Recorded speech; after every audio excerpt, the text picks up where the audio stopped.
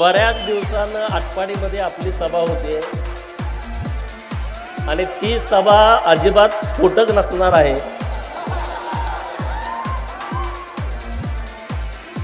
कारण ज्या गोष्टीसाठी आपण सातत्यानं संघर्ष करत होतो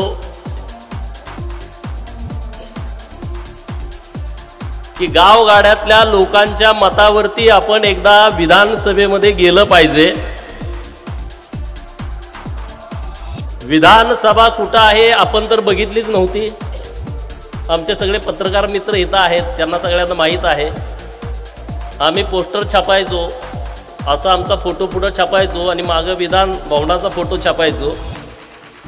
तो त्या छापणाऱ्याला माहीत असेल तो कुठून घेत होता, आम्हाला माहीत नव्हतं। मुंबईमध्ये विधानसभा विधान भवन कुठं आहे आम्ही बघितलं नव्हतं। मंत्रालय कुठं आहे, त्याला मजले किती आहेत हे आम्हाला माहीत नव्हतं। कुठल्या मजल्यावरती कुठला मंत्री बसतो याचा आमचा काही थांग पत्ता नव्हता। परंतु आम्ही खुणगाठ बांधली होती की गावगाड्यातल्या सामान्य माणसाला डॉक्टर बाबासाहेब आंबेडकर साहेबांनी जे संविधान दिलंय, ज्या संविधानाने आपल्याला अधिकार दिले, तो अधिकार आणि तो हक्क मिळवायचाच म्हणून आम्ही आटपाडी खानापूर तालुक्यामध्ये काम करत होतो। आज व्यासपीठावरती माझे अनेक सहकारी आहेत, अनेक महापुरुषांच्या वेशभूषेमध्ये सगळे महापुरुष व्यासपीठावरती आहेत।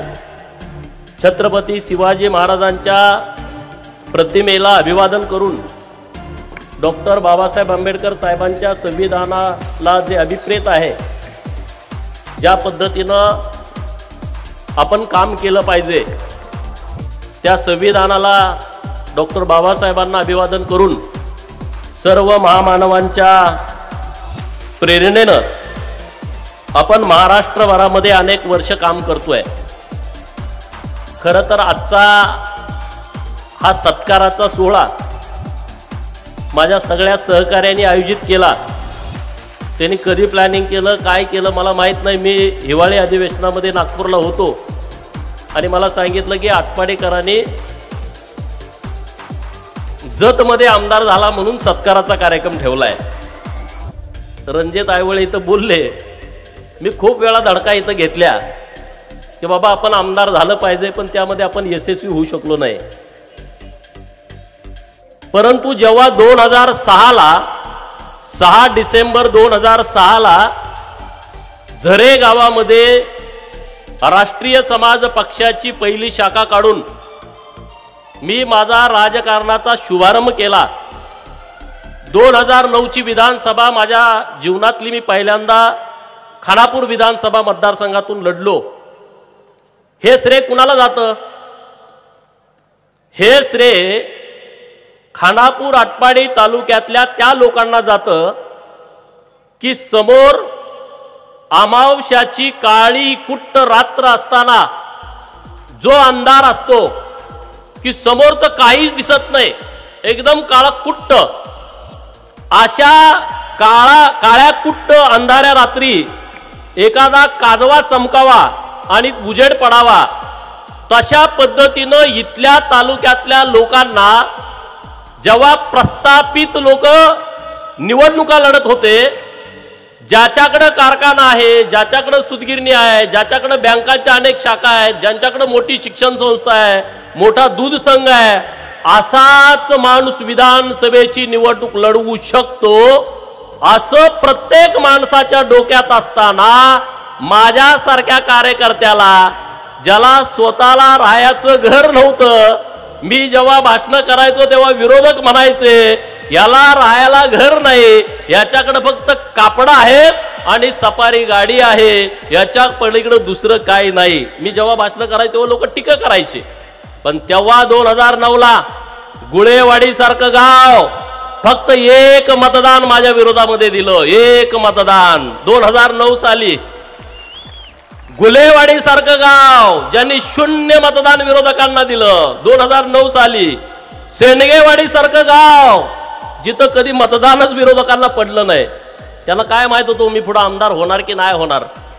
आणि म्हणून आटपाडी तालुक्यातल्या विभूतवाडीपासून गुळेवाडी, कुरुंदवाडी, झरे, पारेकरवाडी, माझं गाव पडळकरवाडी, पिंपरी बुद्रुक, तरसवाडी, घरनिकी, दांगडेवाडी, बेरगळवाडी, घाणन, जांभुळणी, कामत, वलवण, चिंचाळे, खरसुंडी, मिटकी, आवटेवाडी असेल, धावडवाडी असेल, कानकात्रेवाडी, घुलेवाडी, हे जे सगळी गावं आहेत, तनपुरेवाडी, नेलकरंजीच्या अंतर्गत असणारी मिटकरवाडी, मानेवाडी, इकडं परत गेलं तर हिवतड, गोमेवाडी, काळेवाडी, तळेवाडी, करगणीचं तर अतिप्रेम. एवढं मोठं गाव, एवढ्या मोठ्या गावानं नेहमी माझ्यावरती प्रेम केलं. संघर्ष करायची गरज नाही शिवराम, आपण खूप संघर्ष केला.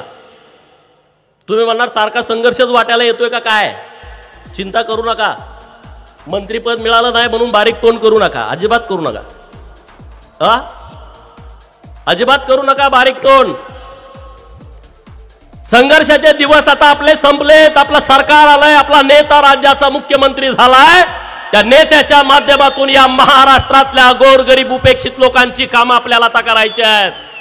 या जत विधानसभेतली, खानापूर विधानसभा मतदारसंघातल्या लोकांची कामं आपल्याला करायची आहेत मित्रांनो. त्यामुळे आता संघर्ष ज्यांना करायचा आहे त्यांना करू द्या ना. पण संघर्ष करणं मेजर एवढं सोपं नसतं का? असते. अरे या पोलीस स्टेशनमध्ये माझ्यावरती किती वेळा केस दाखल झाल्या की नाही झाल्या?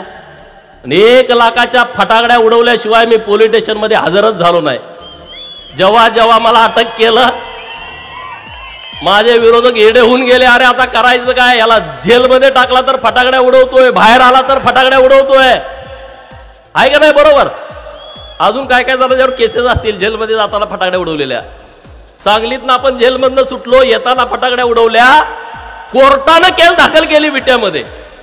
आटपाडीत केस दाखल झाली. म्हणजे गेलो, सुटलो म्हणून परत 2 केसेस. जेलमध्ये गेलो, 2-2 महिने राहिलो. महाराष्ट्रातल्या लोकांना वाटतं ह्याला लॉटरी लागली आहे. अरे आम्ही किती घासले आम्हाला माहित आहे, तुम्हाला काय माहित आम्ही काय काय केलंय? त्याला वाटतं ह्याला काहीतरी लॉटरी लागली आहे. विधान परिषद मागच्या दारानं आलाय. अरे आता पुढचं लात घालून दार मोडून आता विधानसभेमध्ये गेलो आहे. आणि ते जतच्या लोकांनी पाठवलाय. आणि त्या विधानसभेमध्ये गरिबांची बाजू लावून धरणार आहे, ताकदीनं लावून धरणार आहे. आणि त्यामुळे आता तुम्ही चिंता करायचं कारण नाही. आज तुम्ही सगळेजण एक होता म्हणून मी आमदार झालो. एकीमध्ये प्रचंड ताकद असते. जत मध्ये नेते सगळे माझ्या विरोधात गेले, पण गावागावातली जनता एक झाली. तुम्ही माझ्यासोबत एक होता म्हणून आज मी नेता म्हणून तयार झालो.